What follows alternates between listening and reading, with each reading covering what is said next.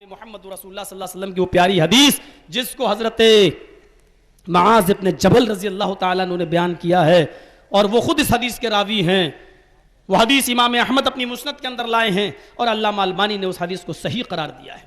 اس حدیث میں 10 چیزیں بتائی گئی ہیں اور ہمارے معاشرے میں وہ 10 چیزیں پائی جا رہی ہیں۔ ہمیں غور کرنا چاہیے ان 10 چیزیں وہ چیزیں کیا ہیں، اور جن سے منع کیا گیا ان سے باز آنا چاہیے، اور جن کا حکم دیا گیا ہے وہ ہمیں کرنا چاہیے۔ پہلی چیز، دوسری چیز، تیسری چیز، ایک ایک چیز کی ذرا وضاحت سنیے گا۔ وعن معاذ بن جبل رضی اللہ تعالی عنہ قال اوصانی رسول اللہ صلی اللہ علیہ وسلم بعشر کلمات۔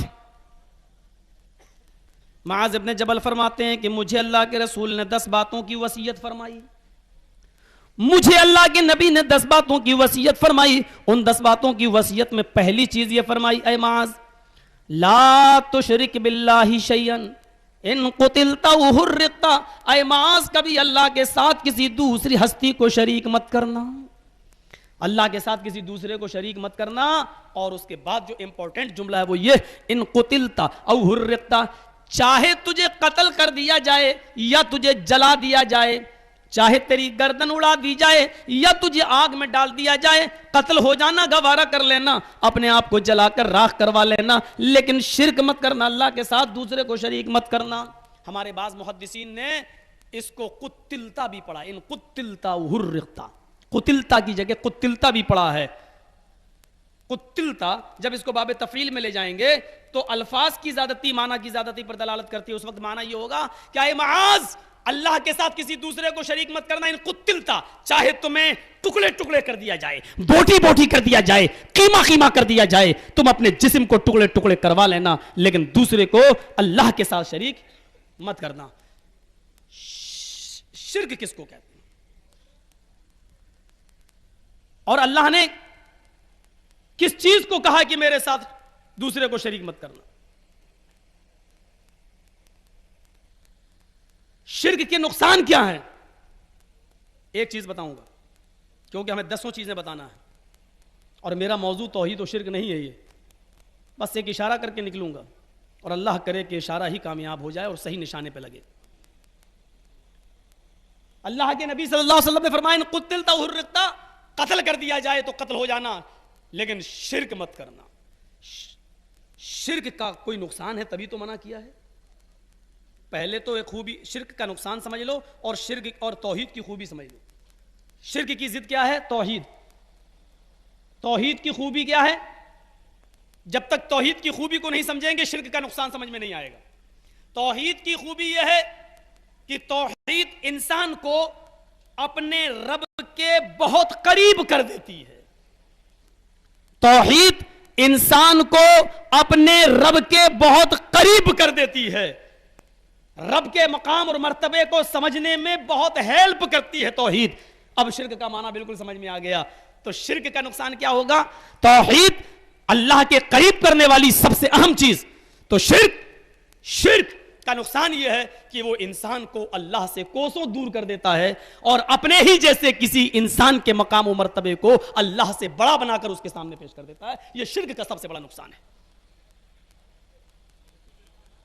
اور ان دونوں کی دلیل دیکھ لیجیے۔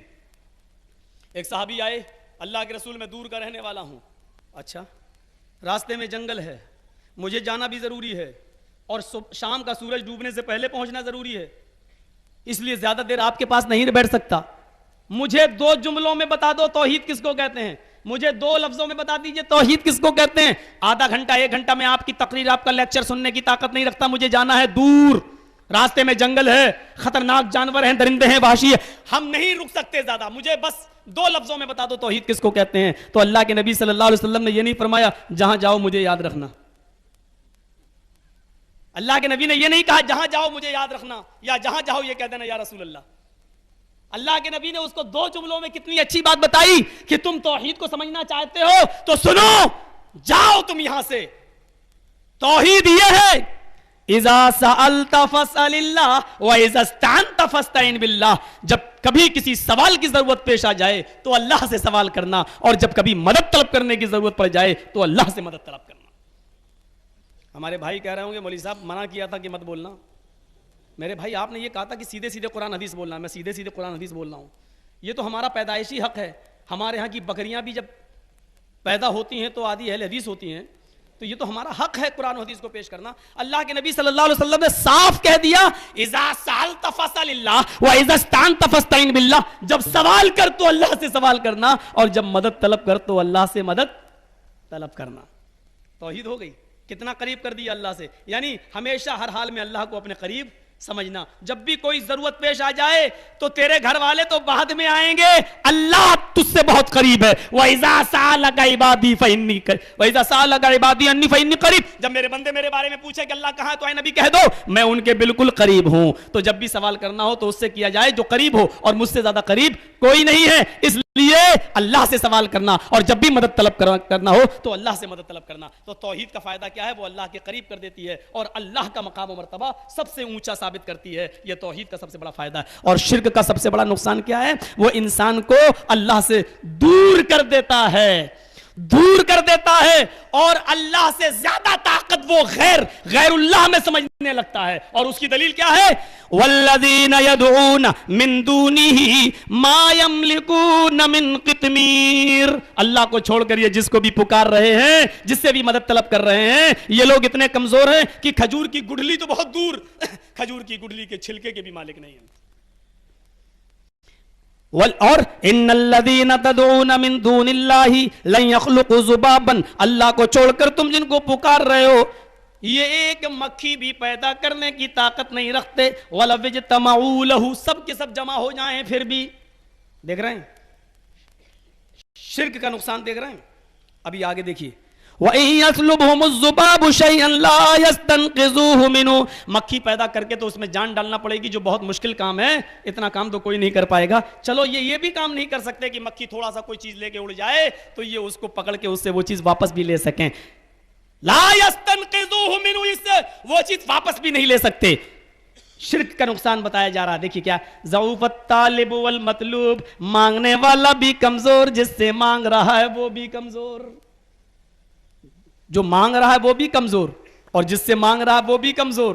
کمزور سے مانگ رہا ہے، مخلوق سے مانگ رہی ہے، بندہ بندے کے سامنے ہاتھ پھیلا رہا ہے، جس کو یہ نہیں معلوم ان تدعوہم لا یسمعوا دعاءکم. اگر تم ان کو پکارو تو وہ تمہاری پکار سننے کی طاقت نہیں رکھتے. ہم ان کو پکار رہے ہیں. اب دیکھیے شرک کا جو سب سے بڑا نقصان ہے وہ کیا ہے؟ اللہ نے فرمایا جو اللہ کو چھوڑ کر غیروں کو پکار رہے ہیں وما قدر اللہ حق قدرہ. انہوں نے اللہ کی قدر ویسی نہیں کی جیسے کرنا چاہیے. اللہ کا مقام وہ نہیں سمجھا جو سمجھنا چاہیے. پتہ یہ چلا کہ شرک اللہ کے مقام کو گھٹا دیتا ہے، شرک اللہ کے مرتبے کو گھٹا دیتا ہے. توحید اللہ سے جوڑ دیتا ہے اور شرک انسان کو اللہ سے توڑ دیتا ہے. توحید اللہ سے جوڑ دیتی ہے، اللہ کے قریب کر دیتی ہے، اور شرک اللہ سے دور کر دیتا ہے. اور شرک کا نقصان یہ ہے کہ اللہ کی قدر و قیمت، اللہ کی قدر و منزلت ویسے نہیں سمجھی جاتی ہے جیسے سمجھنا چاہیے. یہ نقصان ہے توحید شرک کا، اور وہ فائدہ ہے توحید کا. ایک حدیث اور پڑھوں گا بخاری شریف کی.